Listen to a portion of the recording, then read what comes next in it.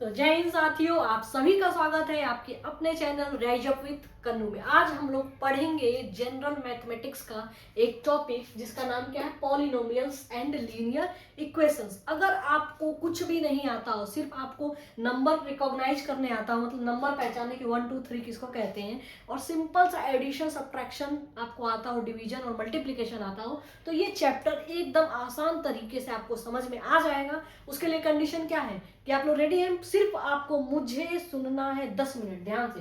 10 minute आप लोग मुझे ध्यान से सुनोगे और ये चैप्टर हो जाएगा फिनिश, है ना। और बहुत इंपॉर्टेंट भी है क्वेश्चन, जो भी आपका एग्जाम होता है, वनडे एग्जाम, जैसे यूपी टेट हो गया, सी टेट हो गया, बिहार में जो TRE 4 का नोटिफिकेशन आया है, उसमें भी जनरल मैथमेटिक्स जो आपका जनरल पेपर है, उसमें भी इससे क्वेश्चन आएगा। कहने का मतलब ये है कि कोई भी कॉम्पिटिटिव एग्जाम है, वनडे एग्जाम जिसमें मैथमेटिक्स सिलेबस में है, उसमें जो है कि उसके लिए ये क्लास रेलेवेंट है। अब आपको क्या करना है, 10 मिनट मुझे ध्यान से सुनना है। तो पहले देखो, हमने टॉपिक शुरू किया है पॉलिनोमियल्स। तो सबसे पहले हम समझते हैं कि पॉलिनोमियल्स क्या है। पॉलिनोमियल्स, है ना, पॉलिनोमियल्स। पॉलिनोमियल्स का मतलब क्या होता है, पॉली का मतलब होता है कहीं भी, अगर कहीं भी आपको दिख जाए पॉली, पॉली का मतलब होता है बहुत, और नोमियल का मतलब होता है संख्या, मतलब जिसमें बहुत ज्यादा टर्म हो। बहुत ज्यादा टर्म क्या है, यानी कि दो से ज्यादा जिस एक्सप्रेशन में टर्म होता है उसको हम कह देते हैं पॉलिनोमियल। यानी कि अगर मैं लिखूं ऐसे कि 2x plus 3y plus 4 is equal to 0, तो ये क्या है, अपना पॉलिनोमियल है, क्योंकि इसमें दो से ज्यादा टर्म है, तो इसलिए इसको हम क्या कहते हैं, पॉलिनोमियल। इस चैप्टर में इसी पॉलिनोमियल्स को हम कैसे सॉल्व करते हैं, कैसे सब्ट्रैक्ट करेंगे, कैसे एडिशन करेंगे, कैसे क्या करेंगे, इसी के बारे में हम लोग पढ़ने वाले हैं, है ना। तो देखो, पॉलिनोमियल्स अगर हम बात करें तो सबसे पहले आपको ये समझना होगा, 2-3 टर्मिनोलॉजी है जिसको आपको समझना होगा, जिससे आप ये चैप्टर बड़े आराम से समझ जाएंगे। आपको 2-3 टर्मिनोलॉजी समझना होगा। वेरिएबल्स एक है, फिर क्या है, कांस्टेंट किसको कहते हैं, वेरिएबल, कांस्टेंट, फिर हम देखेंगे कि टर्म्स क्या होते हैं। ये सारी चीजें आप जान जाओगे, फिर आपको क्लास समझ में आने लगा, क्योंकि अभी मैं बोलूंगी कि इसमें 2 वेरिएबल्स हैं, तो आपको अगर ये नॉलेज ही ना हो कि वेरिएबल्स क्या है, तो आपको कैसे समझ में आएगा। इसलिए मैंने क्या किया, शुरू से, कि आपको कुछ भी नहीं आता है फिर भी आपको ये क्लास समझ में आएगा, क्योंकि मैं आपको पूरा जीरो से, क्या कहते हैं, हीरो बनाने वाली हूँ मैथमेटिक्स में। और मैथमेटिक्स के कौन से टॉपिक में, पॉलिनोमियल्स वाले टॉपिक में। अब देखना बेटा कि जो भी अगर ये इक्वेशन लिखा है, ये समीकरण है, इसको हिंदी में समीकरण कहते हैं। इस समीकरण में आप देखो कि अगर हम बात करें तो इसमें कितने टर्म है बेटा, 3 टर्म्स है। कितने टर्म्स है, अगर नंबर ऑफ हम टर्म्स की बात करें बेटा, नंबर ऑफ टर्म्स की, तो इसमें कितने हैं, 3 हैं। कैसे 3 हैं कि एक ये है, 2 और 3, है ना। तो कैसे 3 टर्म्स है कि जितने नंबर्स ऑफ अनलाइक, जितने नंबर्स ऑफ अनलाइक जो होते हैं टर्म्स, इसलिए क्या हम इसको काउंट कर लेते हैं, तो इसलिए इसमें क्या है, 3 टर्म्स है।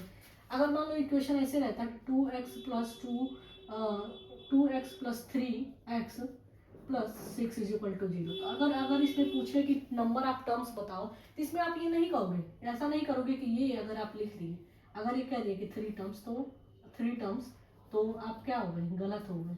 कैसे गलत हो गए, क्योंकि अनलाइक होने चाहिए, ठीक है, अनलाइक होने चाहिए। तो देखो ये दोनों क्या है, लाइक है ना। लाइक कैसे है कि इसमें 2x है और इसमें भी क्या है, 3x है, इसमें क्या है 2x और इसमें भी 3x है, यानी कि ये वेरिएबल अगर सेम है ना, वेरिएबल क्या है, सेम है, तो उसको हम क्या, ये वेरिएबल अगर सेम हो तो टर्म क्या कहलाता है, लाइक टर्म कहलाता है। तो इसको हम सिंपल सा सॉल्व कर सकते हैं, इसको हम 5x प्लस 6 लिख देंगे, तो ये क्या हो जाएगा, ये आपका देखो, ये कहाँ पे पॉलिनोमियल है, ये तो आपका क्या है, अभी मैं बताऊंगी, जहाँ पे 2 टर्म होते हैं उसको, यहाँ पे कितने टर्म आ गए, 2 टर्म्स, तो इसको हम क्या कहते हैं बेटा, बाइनोमियल कहते हैं। कहने का मतलब सिंपल सा ये है कि अगर नंबर ऑफ जितने अनलाइक्स होते हैं वो क्या होता है, उतना ही नंबर ऑफ टर्म्स होता है। तो टर्म्स आपको समझ में आ गया कि टर्म्स कैसे काउंट करेंगे। फिर वेरिएबल की हम बात करें तो जो भी एल्जेब्रिक, एल्जेब्रिक का मतलब क्या है, अल्फाबेट्स जो होते हैं हमारे, कि ABCD, ए से लेके जेड तक के बीच में अगर जो कुछ भी लिखा हुआ है लेटर, ठीक है, तो ए से जेड के बीच में A to Z, ठीक है, ए से लेकर के जेड तक जो भी लेटर्स होते हैं, ये सारे हमारे क्या कहलाते हैं, वेरिएबल्स कहलाते हैं। यानी कि अगर हम इस इक्वेशन की बात करें तो इसमें वेरिएबल्स क्या है, एक्स एंड वाई। यानी कि आपने अभी तक क्या सीखा है वो कि ये अपना क्या है, पॉलिनोमियल है। क्यों पॉलिनोमियल है, क्योंकि इसमें नंबर ऑफ टर्म्स क्या है, मोर देन 2 है। तो क्या पॉलिनोमियल्स का मतलब क्या हो गया कि the equation which has number of terms more than 2 is called polynomial, है ना, बात समझ में आ गई। अब तुम टर्म्स कितने हो गए, 3, देखिए 1 2 3, क्योंकि ये अनलाइक है। वेरिएबल की हमने बात कर लिया कि जो भी अल्फाबेट्स होते हैं, अल्फाबेट्स के जो लेटर्स होते हैं इक्वेशन में, वो हमारे वेरिएबल्स के होते हैं। अब हम बात करें क्या, कांस्टेंट। कांस्टेंट क्या होता है, तो ऐसा ऐसा ऐसा टर्म जिसमें कोई भी वेरिएबल्स नहीं लगा हो तो उसको हम क्या कहते हैं, कांस्टेंट कहते हैं। यानी कि इसमें कांस्टेंट क्या है, 4। 4 अपना क्या है, कांस्टेंट है।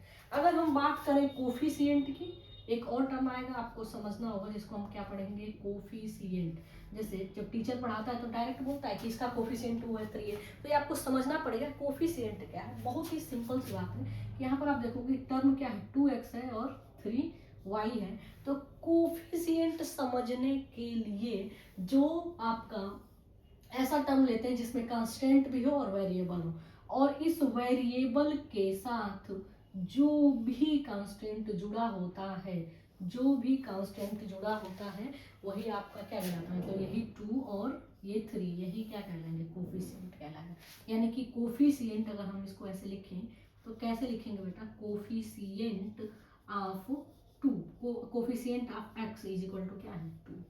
ठीक है, क्या लिखोगे बाबू कि coefficient of x is equal to क्या हो जाएगा, 2। ऐसे ही कोफिशिएंट ऑफ y से क्या जुड़ा हुआ है, 3 जुड़ा हुआ है।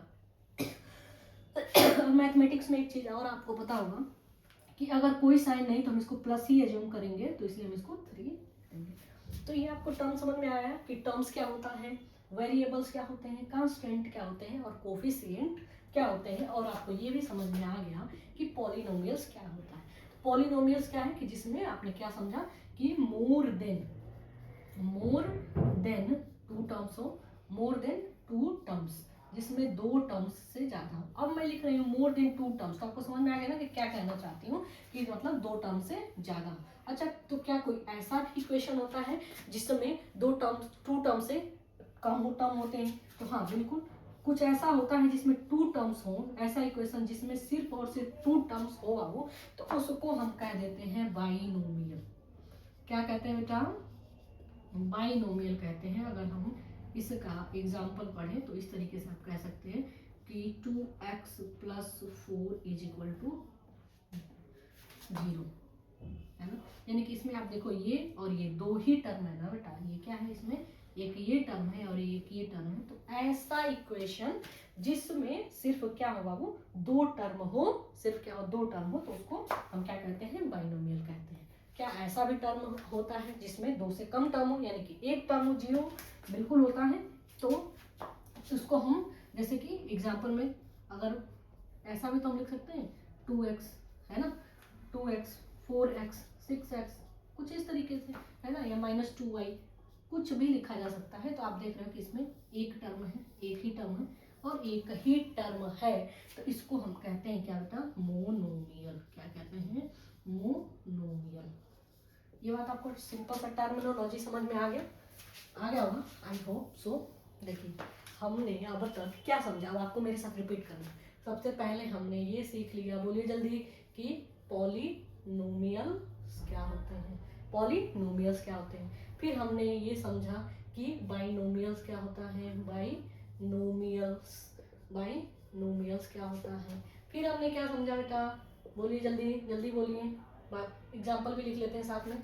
पॉलिनोमियल्स का एग्जाम्पल आप खुद एक कमेंट बॉक्स में जल्दी से लिखिए, मैं सुन रही हूँ, ठीक है। कमेंट बॉक्स में जल्दी लिखिए पॉलिनोमियल का कोई एग्जाम्पल, ऐसे 2x प्लस 4y प्लस 6, ये क्या है आपका पॉलिनोमियल्स है। बाइनोमियल्स का आप लिखिए एग्जाम्पल, क्या लिख सकते हो, 2x प्लस 4, है ना। मोनोमियल्स की बात करें अगर हम, मोनोमियल्स, तो मोनोमियल्स में आप क्या लिख सकते हो, एग्जाम्पल 2x, ये हमने सीख लिया। और हमने सीखा कि टर्म्स क्या होते हैं, है ना, टर्म्स, नंबर ऑफ टर्म्स क्या है, तो 1 2 3, इसमें क्या है 3 है, इसमें क्या है 2 है, इसमें क्या है 1 है। फिर हमने सीखा कि आपका वेरिएबल्स क्या होते हैं, सीख लिया ना हमने कि वेरिएबल्स क्या होते हैं। जल्दी से लिखिए, आप भी ऐसे नोट्स बना सकते हो कि ऐसे आप पेज में लिखिए और जल्दी जल्दी ये टर्म लिखिए कि वेरिएबल्स क्या होते हैं हमने समझ लिया, कांस्टेंट क्या होते हैं हमने ये भी समझ लिया, जो फ्री फ्रॉम क्या हो एल्जेब्रिक टर्म हो, जो एल्जेब्रिक टर्म से फ्री होता है मतलब उसमें एल्जेब्रिक टर्म नहीं होता है उसको हम क्या कहते हैं, कांस्टेंट कहते हैं। और कोफिशिएंट भी हमने क्या है सीख लिया, कोफिशिएंट भी किसको कहते हैं, ये सारी चीजें हमने सीख लिया। तो ये हमारा क्या था, इंट्रोडक्शन था कि एल्जेब्रिक एक्सप्रेशन जो है आपका पॉलिनोमियल्स एंड लीनियर इक्वेशन का ये क्या इंट्रोडक्शन है, मतलब ये चैप्टर समझने के लिए आपको ये सारे टर्मिनोलॉजी पता होना चाहिए। तो आप लोग जल्दी जल्दी देखो, क्लास में क्या है, आपको सिर्फ सुनना नहीं और टाइम पास नहीं करना है, आपको क्या करना चाहिए, जल्दी से जो भी अभी मैंने लिखवाया है अब उसको जल्दी से क्या है आप लोग को भी लिखना चाहिए अपने कॉपी में, ये सारे टर्म्स की क्या हम कहते हैं। ये बात समझ में आ गई आप लोग को, ठीक है। अब हम देखो, अब हम लोग पढ़ेंगे कि addition and subtraction of polynomials. अच्छा, पॉलिनोमियल्स से पहले आप ये समझ लो कि लीनियर इक्वेशन किसे कहते हैं, है ना, ठीक है। ये polynomials, this is all about polynomials. Polynomials में सिर्फ इतना ही है, इसमें एक और टॉपिक है जिसमें एडिशन और सब्ट्रैक्शन हम लोग सीखेंगे। उससे पहले हम थोड़ा सा ये समझ लेते हैं कि लीनियर इक्वेशन क्या होता है। लीनियर इक्वेशन को हम हिंदी में कहते हैं रेखीय समीकरण कहते हैं, आई थिंक रेखीय समीकरण कहते हैं लीनियर इक्वेशन, लीनियर इक्वेशंस, है ना। तो लीनियर इक्वेशन क्या होता है कि जब हम जो भी बातें कर रहे हैं अगर हम उसको मैथमेटिकल टर्म्स में लिख दें, है ना, मैथमेटिकल टर्म में लिखें, ओके, और जिसमें वेरिएबल्स का पावर क्या हो, वन हो, वेरिएबल्स का पावर क्या हो, वन हो, तो उसको हम लीनियर इक्वेशन कहते हैं। जैसे कि आपको अगर ऐसा कोई इक्वेशन मिल जाए कि 2x plus 5 is equal to 0, मान लेते हैं ऐसा टर्म मिल जाए, ठीक है, 2x plus 5 is equal to 0। जब इसको और डीप मैथमेटिक्स में आप पढ़ेंगे तो आप देखेंगे कि ये क्या है, एक रेखा का समीकरण है, वो आपको नहीं जानना है, बस आपको ये जानना है कि लीनियर इक्वेशन किसे कहते हैं। ऐसा इक्वेशन जिसमें वेरिएबल जो है वेरिएबल्स का पावर को उसी को डिग्री भी कहते हैं, ठीक है, पावर कहो या डिग्री, वो क्या हो, 1 हो। यानी कि यहाँ पर आप देखो ये x का पावर कुछ नहीं दिख रहा है, यानी कि कुछ नहीं है, इसका मतलब क्या है, 1 है। x का पावर अगर कुछ नहीं दिख रहा है तो यानी क्या है, 1 है। यानी कि कोई ऐसा इक्वेशन जिसमें वेरिएबल का पावर 1 है बेटा, तो उसको हम क्या कह देते हैं, लीनियर इक्वेशन कहते हैं, रेखीय समीकरण कहते हैं। अच्छा, कुछ ऐसा भी होता है क्या जिसमें पावर 2 हो, बिल्कुल होता है, तो वो भी जान लीजिए। दूसरा क्वाड्रेटिक इक्वेशन, ठीक है, क्वाड्रेटिक इक्वेशन, ये भी समझ लीजिए कि क्वाड्रेटिक इक्वेशन क्या होता है, ध्यान से समझना है। अच्छा, ये बात आप लोग जल्दी जल्दी नहीं होगा, समझ में आ रहा होगा, है ना। तो क्वाड्रेटिक इक्वेशन क्या होता है कि इसमें ऐसा वेरिएबल्स जिसमें क्या है मैक्सिमम पावर, जैसे 2x² plus 4x plus 6 is equal to 0, ऐसे इसको सॉल्व करने के लिए मैं आगे बताऊंगी, है ना, कैसे सॉल्व करते हैं। इसको सॉल्व करने के लिए ही एग्जाम में बेसिकली पूछता है। अब ध्यान देना बाबू कि ये क्या है, क्वाड्रेटिक इक्वेशन है। और क्यों क्वाड्रेटिक इक्वेशन है, क्योंकि इसमें जो मैक्सिमम, अगर हम डिग्री की बात करें बाबू, तो x की जो मैक्सिमम डिग्री है वो क्या दिख रही है आपको, x की मैक्सिमम डिग्री आपको 2 दिख रही है। बात समझ में आ गई, यहाँ तक बात क्लियर है। अब देखो, अब ये बात समझ में आ गई। अब हम देखते हैं कि एडिशन और सबसे इंपॉर्टेंट जहां से आपका क्वेश्चन पूछता है, एडिशन एंड सब्ट्रैक्शन,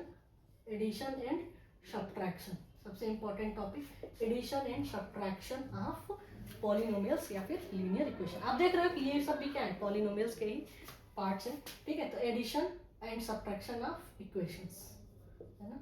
तो सिंपल सा इसको जानने से पहले एक मैं छोटी चीज बताऊंगी जहां पे आप लोग कंफ्यूजन होता है, जो आप गलती करते हो तो वो गलती अब आज के बाद नहीं करोगे।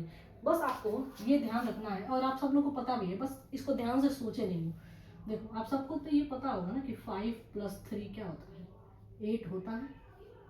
यहाँ तक कोई दिक्कत, 5 + 3 क्या होता है, 8 होता है। अब देखो यहाँ पे क्या समझने वाली बात थी कि ये क्यों 8 होता है, इसलिए 8 होता है बेटा कि यहाँ पर क्या है, प्लस है ना, और यहाँ पर भी प्लस है। तो जब साइन सेम होता है तो उस कंडीशन में एडिशन हो जाता है, उस कंडीशन में क्या हो जाता है, एडिशन हो जाता है, और रिजल्ट में आपका क्या है, जो भी साइन लिए हुए हो वही आ जाता है। सिमिलरली, चूंकि आपको ये कभी नहीं बोलेगा कि 5 + 3 8 होता है, कभी नहीं बोलेगा, ऐसे ही आप याद रखो कि अगर -5 है और -3 है तो भी ये क्या होता है, 8 ही होता है, लेकिन सिर्फ साइन क्या हो जाता है, जुड़ जाता है। ऐसा क्यों होता है? क्योंकि ये क्या है, मैथ्स का रूल है कि जो भी सिमिलर साइड्स होते, सिमिलर साइन होता है, वहाँ पे क्या होता है, अपना एडिशन होता है। ये बात समझ में आ रही? ये आप लोग लिखिए जल्दी जल्दी।